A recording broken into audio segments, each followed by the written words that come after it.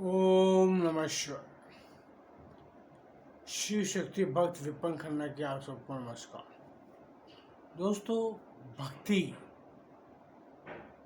का ज्ञान बहुत उत्तम है। मुझे रामायण बहुत अच्छी लगती है।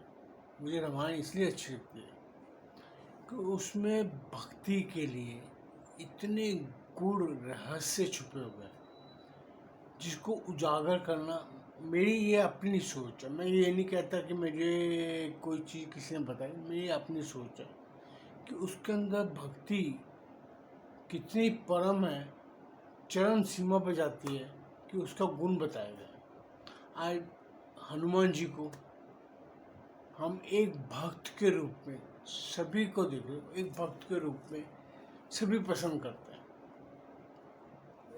राम भक्त हनुमान, ये अल्फाज इतना सुखद है कि कहते हैं जहाँ राम का नाम जपो वहाँ हनुमान जी आ जाते हैं। कभी आपने ये चीज़ें सोची हैं कि ईश्वर ये सब कार्य क्यों करता है? एक इंसान को भक्ति का महत्व बताने के लिए कि ईश्वर की भक्ति आपको उस चरम ज्ञान तक ले जाती है कि जहाँ पहुँचना एक भक्त के लिए बहुत मुश्किल कार्य है। उसके अंदर भगवान राम की भक्ति कर हनुमान जी उस चरम तक पहुँचे हैं जहाँ तक पहुँचना हर भक्त के बस का काम नहीं है। इसे आप अंधभक्ति भी कह सकते हो। उसमें मैंने कई चीज़ें मुझे बहुत अच्छी लगती हैं कि भगवान शिव द्वारा हनुमान जी का अवतार लेना, कि भगवान शिव विष्णु की भक्ति करते हैं, विष्णु भगवान शिव की भक्ति करते हैं। एक भक्ति को ऐसा दिखाया गया है कि आप किसी पे विश्वास भक्ति करते हैं तो वो आप उसके चरम पे पहुँचे। भक्ति का सुख अद्वितीय है। आज अगर कुछ कारण मुझे उनमें से नज़र आते हैं जो मैं आपसे विस्तार में बात करना चाहता हूँ। उसमें कई कारण ऐसे हैं। आज भगवान शिव ने हनुमान जी का रूप क्यों बनाया?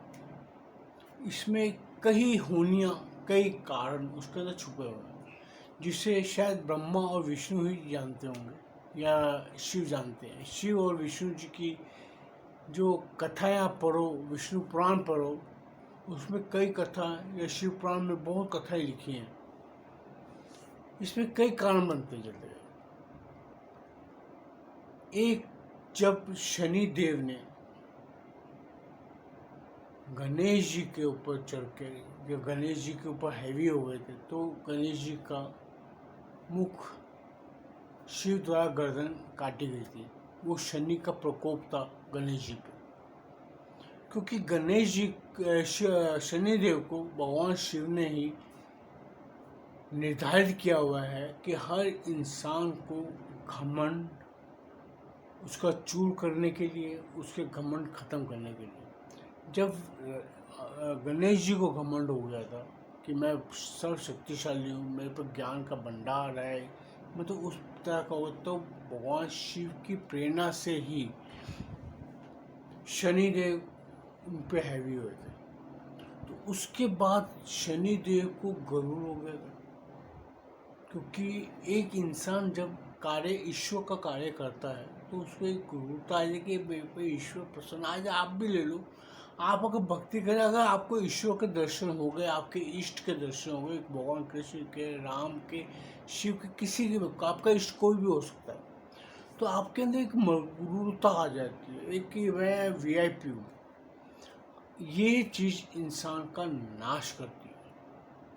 दोस्तों, इसी चीज़ से दूषित हो जाता है भक्त। भक्त किसी चीज़ से दूषित, तो भक्त इस चीज़ से दूषित होता है वो अपने आप को महान समझने लगता है, जो कि सबसे उसका विध्वंस का कारण है। इसी प्रकार उस टाइम पे शनिदेव को भी ये दिमाग पे गरूर आ गया था, मगरूरता आ गई थी कि मैं हर किसी देव को दंडित कर सकता हूँ। उस क्योंकि जो भगवान शिव का भक्त है, शिव अपने किसी भी भक्त को घमंडी नहीं होना देते। उनको घमंडपन से बहुत नफरत है। ये वो रावण का घमंड हो, किसी भी शिव भक्त का घमंड हो, वो उसको चकनाचूर करते हैं। वो अपने भक्तों को दूषित नहीं होने देना चाहते, क्योंकि उनका भक्त अगर दूषित होगा तो भक्ति नहीं कर पाएगा, वो इंसान ही नहीं रह पाता फिर। जो वो इंसान के लिए इतना करता है तो देवताओं के लिए भी वो करते रहते हैं। उसी पे उन्होंने अभी ये हो सकता है जो मुझे लगता है, बाकी ईश्वर की तो ईश्वर जाने, हम नहीं जान सकते, कि भगवान शिव के उसी टाइम हनुमान जी का रूप बनाने की प्रेरणा उनके अंदर आ गई थी। उधर भगवान विष्णु को नारद जी द्वारा श्राप दिलाया गया कि जब नारद जी ने इस के बारे में बता रहा था, अभी आपको विस्तार में बताता हूँ हुआ क्या था। नारद जी तपस्या कर रहे थे। इंद्र भगवान उनके तपस्या के से डर कर कि कहीं नारद जी को इंद्रासन न मिल जाए, उसके डर से उन्होंने नारद जी की तपस्या भंग करने के लिए वहाँ मेनका को भेजा। तो नारद जी तो तपस्या में लीन थे, किंतु मेनका का नारद जी पे कोई असर ना हुआ। तो नारद जी की तपस्या पूर्ण हुई। तो नारद जी को इस चीज़ की बहुत प्रसन्नता हुई कि मैं मेनका के मेरी तपस्या भंग करने पे भी मेरी तपस्या भंग नहीं हुई और मेरी तपस्या पूर्ण हो गई। तो इस घमंड में, इस मद में वो महादेव के पास गए और महादेव को सारी कथा बताई कि ऐसे ऐसे नारद ने अपना इंद्र ने मेरी तपस्या भंग करने के लिए मेनका को भेजा, किंतु मेरी तपस्या पूर्ण हो गई और मेरी तपस्या भंग नहीं कर पाए।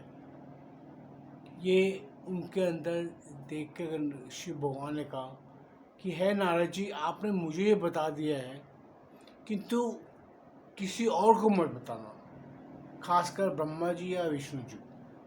लेकिन नारद जी थे इस मद में चूर हो गए कि मैंने इतनी बड़ी जीत हासिल की कि नारद जी कंस जी इंद्र मेरी तपस्या भंग न कर पाया। तो ब्रह्मा जी के पास गए, ब्रह्मा जी से भी थे वही कथन कहा। तो ब्रह्मा जी ने भी एक यही कहा कि मुझे बता दिए, लेकिन विष्णु जी को मत बताना। वो नारद जी थे, नारद जी कहाँ रुकने वाले थे। नारद जी विष्णु जी के लोग, विष्णु लोग गए और विष्णु जी को भी सब बता दिया कि इंद्र ने मेरे पास मेनका भेजी, लेकिन मेनका मेरी तपस्या भंग ना कर पाई। दोस्तों, यहाँ पे एक बात ये कथन ये है कि नारद जी ने जिस जगह पे तपस्या की थी वो वही जगह थी जहाँ पे भगवान शिव ने कामदेव को भस्म किया था। वही गुफा थी जिसके परिणाम स्वरूप वहाँ पे मेनका का मोह माया कुछ भी असर नहीं कर पाई नारद जी पर, जिसके कारण नारद जी की तपस्या पूर्ण हुई थी। भगवान शिव ने समझाया, ब्रह्मा जी ने समझाया, लेकिन नारद कहाँ मानने वाले थे। नारद जी ने वही गलती की जो शिव ने और ब्रह्मा जी ने मना किया था। तो विष्णु जी को लगा कि मेरा भक्त मोहित हो गया है, इसके मोह हटाना पड़ेगा। तो भगवान विष्णु ने अपनी माया द्वारा एक नगर की रचना की। वहाँ की राजकुमारी का स्वयंवर हो रहा था। नारद जी वहीं से गुजरे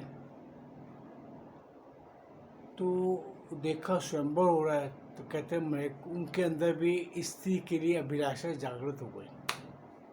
अभिलाषा जागृत कराने वाले कौन थे? विष्णु जी। तो उन्होंने कहा मेरे इस साधु स्वरूप को देख के तो राजकुमारी मुझसे शादी करेगी नहीं, वरमाला में डालेगी नहीं। तो वो चले गए श्री हरि के पास। विष्णु जी को बोला कि मुझे अपना स्वरूप, हरि स्वरूप दे दो। दोस्तों, हरि भगवान विष्णु को भी कहते हैं, हरि वानर को भी कहते हैं। तो भगवान शिव ने अपने भक्त को सबक सिखाने के लिए, ज्ञान देने के लिए उसे हरि का रूप दे दिया। किंतु वहाँ पे हरि रूप, सिर्फ वो वानर रूप किसी और को नजर नहीं आ रहा था। सिर्फ उनको ऐसा रूप दिया था कि ये लड़की के सिवा किसी को नजर ना आए, वो कन्या के सिवा किसी को नजर ना आए। स्वयंवर में जाके नारद जी खड़े हो गए। जैसे लड़की वरमाला लेके आई तो सभी राजकुमारों को छोड़ के नारद जी के पास, तो नारद जी से मुंह मोड़ के वो आगे निकल गए। वहाँ पे उनके द्वार पर देवदूत खड़े थे। देवदूतों ने नारद जी के जो रूप, हरि रूप था, देख के हंस दिए। कहते ये रूप लेके आए तो रानी कहाँ से मिलेगी। तब नारद जी को ज्ञान हुआ कि हुआ क्या है। उतनी देर में भगवान विष्णु अपना स्वरूप बदल के आए। वो वरमाला रानी कुमारी ने विष्णु जी को डाल दी। नारद जी को जब ज्ञान हुआ कि ये सब हुआ मेरे साथ, तो उन्होंने भगवान विष्णु को शाप दिया कि जिस नारी के लिए आपने मुझे ये हरि रूप दिया है, इसी स्त्री के लिए आप वन वन भटकेंगे। और ये जो देवदूत मुझे देख के हंसे, यही आपकी रानी को उठा के लेके जाएंगे। दोस्तों, उस वक्त सारी माया हट गई।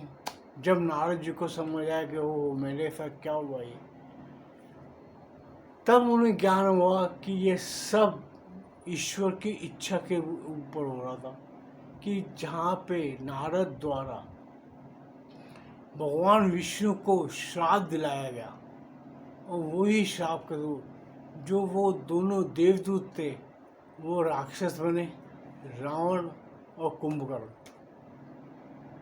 और वही वानर, जो वानर रूप, हरि रूप दिया था, वही वानरों की सहायता से रावण का वध किया गया।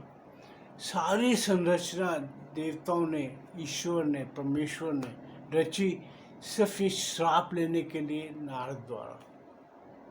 दोस्तों, इस कथा से ये था कि ईश्वर ने हर कार्य करने के लिए सारी संरचना रचते, और उधर नारद द्वारा भगवान विष्णु को श्राप मिला। तो भी श्राप, ईश्वर की करनियाँ कहाँ तक चलती है। आप कभी इस चीज़ों को, पॉइंटों को सोचेंगे तो आपको सही मायने में समझ आएगा कि हम भी जो जीवन जीते हैं वो हर पहलू पे कोई ना कोई ईश्वरी कारण जरूर होता है। अगर हम कोई दुख पा रहे हैं, कोई दुख हमारे को चरम पे लेके जा रहा है, तो आप उसको शांति पूर्वक निपटो। वो दुख इसीलिए आता है कि कोई आगे होने वाली, आपको जो ऊपर आपके लिए गलत होने वाला है, आपको ईश्वर बचाता है। यही कई कारण है। आप उनको समझना जब शुरू करोगे तो आपको कोई दुख नहीं लगेगा। आपको हर दुख में एक ईश्वरी कारण नजर आएगा। आप कभी सोच के देखो, आपको अगर कुछ देर वक्त पहले अगर कोई विपत्ति आई है, तो जब वो समय निकल जाता है तो वो आप शांति से होती, यार मैंने उस टाइम पे ये गलत कर लिया होता तो मेरा आज तो अनर्थ हो गया था। ये वही चीज़ें हैं। अब इन चीज़ों को सोचेंगे ना तो आपको जीवन की बहुत सी हकीकतें समझ आएंगी। आपको किसी से पूछने की जरूरत नहीं पड़ेगी। आप सिर्फ अपने आप को समझने की कोशिश करो कि आपके साथ ये कार्य हो रहा है, क्यों हो रहा है। इन चीज़ों का अगर आप विवरण लेंगे तो आपको बहुत सारे सुखद अनुभव होते हैं कि जिससे आपको दुख नज़र नहीं आता।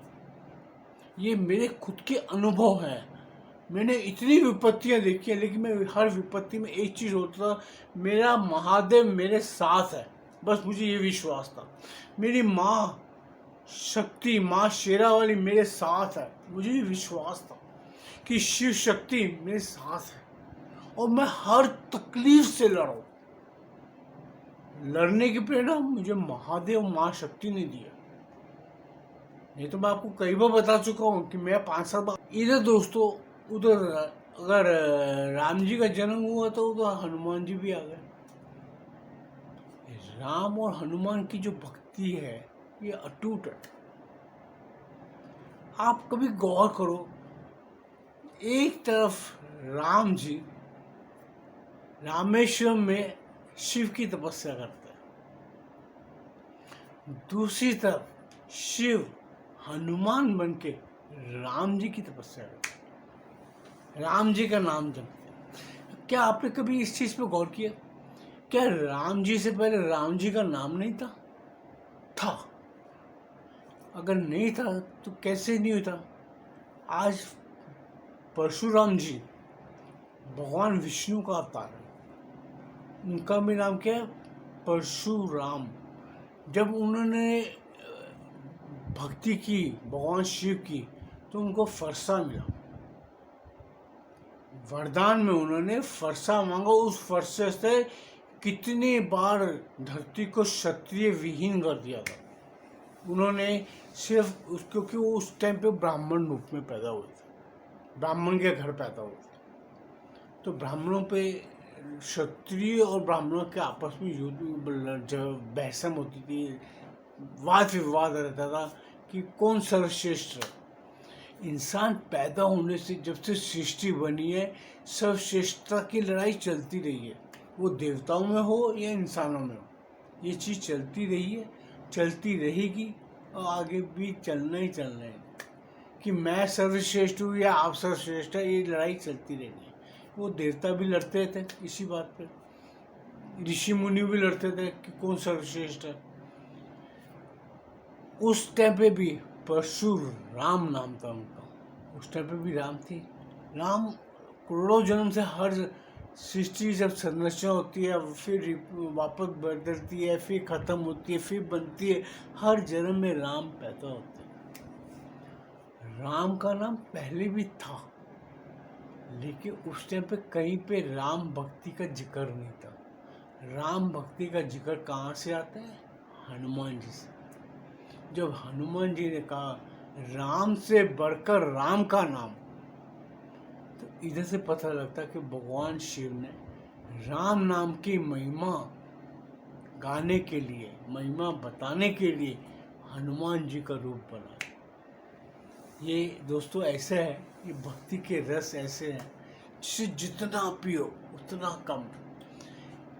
एक मेरी ये खुद की सोच है, ये समझ है कि 100 पैक शराबों की भी लो, नशा कर लो, अफीम खा लो, गाने, लेकिन जो भक्ति के रस में एक बार डूब जाएगा उसे किसी नशे की जरूरत नहीं है।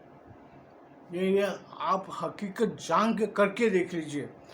आपको जिस दिन भक्ति का नशा लग जाएगा ना दोस्तों, उस दिन आप कोई नशा नहीं करो। भक्ति का नशा ऐसा है, नशा भक्ति का नशे में जो बंदा डूब गया वो तो तर गया। दूसरे नशे तो आपको बर्बाद करते हैं, लेकिन भक्ति का नशा ऐसा है जो उतरे न उतरता। आज भी दोस्तों कभी मज़ा आता है, मस्ती आती है हमें भी भक्ति की, तो कहाँ जाके मैं सोता हूँ मुझे पता ही नहीं चलता कि मैं कहाँ गया। आदमी बोलते इस उम्र में दवाइयाँ खानी पड़ती, मैं बोलता कोई ज़रूरत ही नहीं दोस्तों। अगर जिसने भक्ति कर ली, भक्ति का रस, मैं बोलता 100 मदिरा के प्याले व्यर्थ है जिसने भक्ति का एक घूंट पी लिया। भक्ति का एक घूंट 100 मदिरा लो, सब बेकार है सबके सामने। दोस्तों भक्ति ऐसी चीज़ है। भगवान शिव ने हनुमान रूप बन के जो राम जी की भक्ति दिखाई है लोगों को, मैं कहता हूँ ये अटूट है। मुझे रामायण में ये राम जी की जो भक्ति है, जो हनुमान जी द्वारा की गई है, मैं आज भी उसके लिए नतमस्तक होता। मैं कहता हे प्रभु, तुमने ऐसे रूप दिखाया, दुनिया का ऐसा संसार को ज्ञान दिया कि भक्ति के रस में रमने वाला सबसे बड़ा भक्त हनुमान। हनुमान जी की भक्ति अटूट है। मुझे तो ऐसा लगता है जैसे सारा संसार ही राम में हो गया। आज दोस्तों आपको कि मैं शिव भगत होकर राम, मेरे लिए सब एक ही। मैं भगवान राम को भी शिव का रूप मानता हूँ, अगर आप मानो या ना मानो। एक तो हनुमान जी है, वो भी राम शिव का रूप है, तो राम जी भी राम है, शिव का रूप है। मेरे लिए तो हर रूप में राम और शिव एक ही है। मैं कभी उसमें फ़र्क नहीं करता, ना मैं माँ शक्ति में और शिव में फ़र्क करता। मेरे लिए शिव के अंदर ही मुझे मेरी माँ भी नज़र आती है, मेरी माँ के अंदर मुझे शिव भी नज़र आते हैं, मुझे राम में भी शिव नज़र आते हैं, मुझे कृष्ण में भी शिव नज़र आते हैं। मैं तो जिसमें भी देखता हूँ मुझे मेरे शिव ही नज़र आते। भक्ति वो होनी चाहिए कि हर किसी में आपको आपका इष्ट नज़र आना चाहिए। और दोस्तों भक्ति करने का मज़ा ही है। मैं कहता हूँ ईश्वर ऐसा नशा सबको दे। दोस्तों ये नशा इतना बढ़िया है कि आप जो जो पीते जाओगे भक्ति का प्याला, त्यों त्यों आप जिंदगी के हर दुखों से छूट जाओगे। आपको कभी कोई दुख नहीं सताएगा, कभी कोई कष्ट नहीं रुलाएगा। आप एक बार भक्ति करके देखो, कहाँ हनुमान जी ने भक्ति सिखाई लोगों को, वो राम भक्त बन गए। दोस्तों इसीलिए मैं आपको ये कहूँगा कि कथा तो इसके अंदर इतनी बड़ी है कि आपको एक एक कारण, अगर आप रामायण में ढूंढने बैठेंगे ना, एक एक कारण के पीछे की परतें खोलने बैठेंगे, तो आपके पास ये जीवन छोटा पड़ेगा, इतनी बड़ी। आप शिव पुराण पढ़ोगे, एक एक कारण ढूंढोगे, उसमें एक एक कारण। मैं वो तो दिमाग मेरा खराब हो गया था कि मैं इस चीज़ें सोच सोच के मैं इतनी बार मैंने शिव पुराण पढ़ी है। मैं 4-5 बार, एक बार हमने शिवरात्रि वाले दिन 24 घंटे में सब पूरी शिव पुराण पढ़ ली थी, मैंने और मेरी पत्नी है। मेरी पत्नी ने मुझे भक्ति में बहुत साथ दिया। मैं धन्य हूँ, मैं कहता हूँ कि महादेव का, कि जो मुझे ऐसी पत्नी दी जिसने मेरी भक्ति पे कभी दोष नहीं निकाला। उसने मुझे जवानी से लेके इस उम्र तक मुझे कभी भक्ति करने से नहीं रोका। मैं धन्य मानता हूँ महादेव को कि जिसने मुझे भक्ति करने के लिए ऐसी पत्नी भी दी। क्योंकि नहीं तो औरत होती है 24 घंटे उंगली करती रहती है कि पति 24 घंटे पूजा करता है, ये करता है, लेकिन मुझे कभी नहीं दी। इस मामले में मैं खुश नसीब समझता हूँ अपने आप को कि मेरी पत्नी तो, मेरी बच्चे भी मेरे ऐसे हैं। उन्हें मुझे पूजा पाठ करने, भक्ति करने, मुझे कभी किसी ने कुछ नहीं बोला। मेरा बेटा, मेरी बहू, यहाँ तक मेरी पोती भी आई, वो भी इसी तरंग में लगी।